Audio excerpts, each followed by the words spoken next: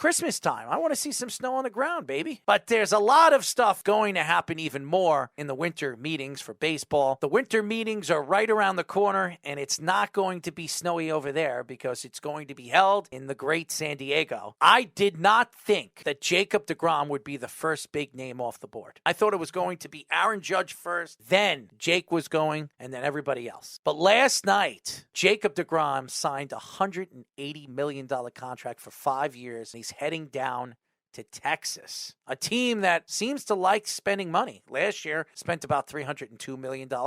This year now has spent about $200 and some odd million on one player. Now, this one player is one of the better players in the league when healthy. Is there anybody right now better than Jacob deGrom when he's 100% healthy? The answer is no. But is he going to stay healthy? That's the question. And only Jake can answer that question. I don't know why he didn't sign with the Mets. I don't know what the Mets offered him. Allegedly 3 years, $120 was their final offer. That was a pretty good deal. It's not Max Scherzer money. And Max Scherzer still, even with Jake going to Texas and getting all that money and that extra year and possibly a 6-year option, Scherzer's still the highest paid pitcher in baseball. He's still making 43, Jake making 37, Garrett Cole making 36. You look at this deal, if you're a Met fan, you just lost the best pitcher in baseball to the Texas Rangers. Your owner, who's the richest owner in baseball, a guy that's not afraid of spending money, spent $1 billion in 2 years as he owns this New York Met team that he wants to see win. He put up a number, 5 years to win. You lost your best pitcher in free agency. What is Steve Cohen going to say about that? You think Rodon is going to be better than Jacob deGrom? Do you think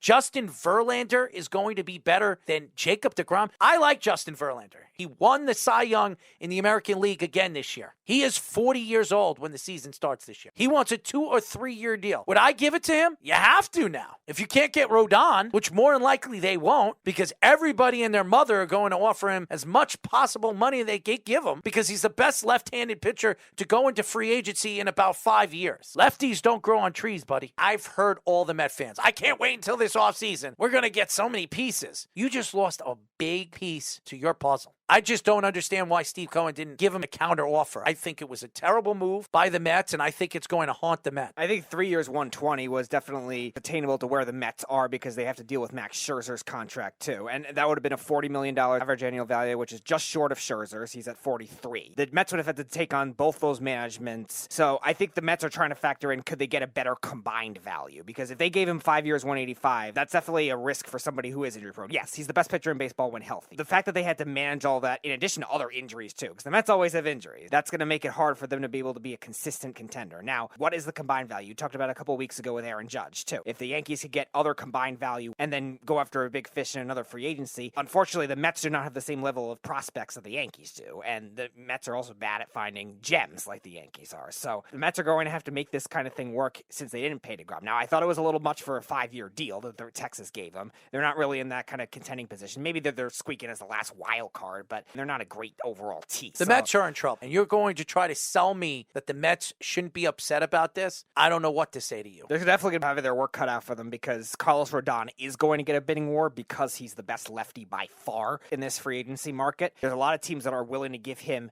5-year deals, 7-year deals too, because he's Does still he young. want to be a Met? If you have the Yankees and the Mets pitching to you, who do you want? More than likely, he wants to be in pinstripes. The Mets haven't won anything. The Yankees won 5 championships in the last 30 years. The Mets, the last time they won was 40 years ago. Not only those two. We've heard the Red Sox. We've heard the Padres if they trade some of their pitchers. Always Dodgers. Rodon is a guy that you could keep a long time, too, because he had most of his injuries earlier in his career. He's been very healthy the last 3 years. That's going to make the price even steeper. If you're Steve Cohen, you definitely have to make that your priority. Verlander probably only doing a 1 or 2 year deal. Probably going to be Verlander. I don't know if I necessarily would want that, but if they could stay healthy, he's fantastic, too. The Mets are stuck in a process right now that they're going to have to hit on some gems, and regardless of who they end up signing in free agency, the combined value of everything to get some balance will be the key for the Mets because they are a big market team, but they're still not yet a well-oiled machine like teams like the Braves, Astros, the Dodgers. And then there's Aaron Judge, who right now is reportedly a 50-50 player that could go to the Giants or the Yankees. I don't think it's any other team. I think those are the teams that are going to try to have a bidding war. He's not going to take a home field discount with the Yankees because he is from the Bay Area. He is is from San Francisco. San Francisco has a lot of money. The ownership wants Aaron Judge there. They want him to be the centerpiece of that organization. They already said that if they bring Aaron Judge in there, they're probably going to bring Brandon Nimmo as the center fielder. They're going to solidify that defense in the outfield to be one of the better defenses in the National League. The National League is going to get better. If Aaron Judge, Brandon Nimmo goes to San Francisco, Jacob deGrom is heading to the American League, so you won't have to deal with Jacob deGrom that much in the National League. The National League is in a better position. The Mets and the Yankees could be losers this offseason because the Mets just lost their best player. Yes, he's fighting injury, but he is the best pitcher in baseball. For anybody to think that he wasn't, for any Met fan to make an excuse, I don't want to pay him $180 million,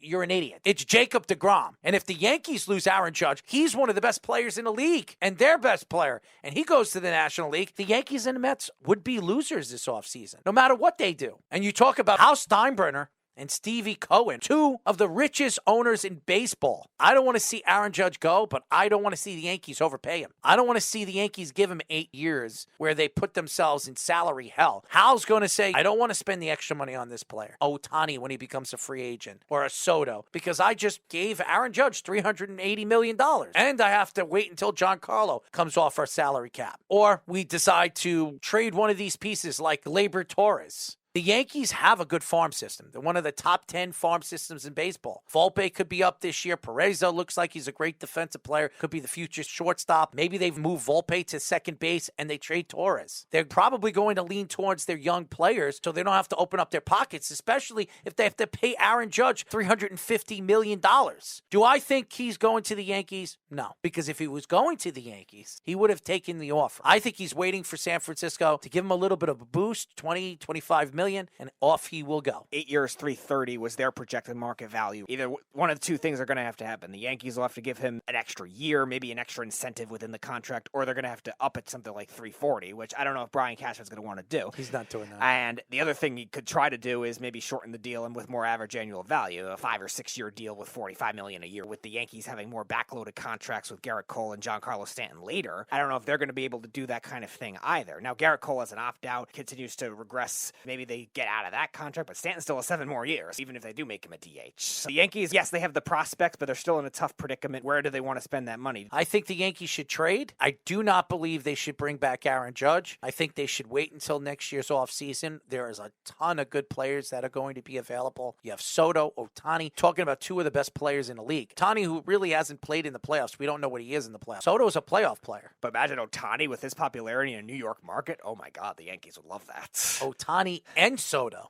in the New York market. Could you imagine them get both of them? Now, I don't know if the Yankees are going to pay two players $400 million each. They could get one or the other, and maybe it's best they let a 31-year-old player like Aaron Judge to go home, to go to San Francisco. The guy stayed healthy for the last 2 years. He's done so well with the Yankees, and he's the face or one of the faces of baseball. But again, I can't sit here today and say, I'm a Yankee fan, so I want to bring back my player, even though I think it doesn't benefit the Yankees bringing him back. He had one of the worst playoff runs we've ever seen a player have. That scares me when we're offering him or paying him $330 million for 8 years. I think that's ridiculous. As good of a player as he is, and he's a great player, it still bothers me. This player is going to get $100 million more because he had a season that he had. Now, I'm not going to take that away from what he did. I'm not going to begrudge him because he's making the money and he's taking the money. I don't question anybody trying to make money for him and his family. The Yankees made a big mistake because 2 years ago when they had the opportunity to extend him, they should have extended him.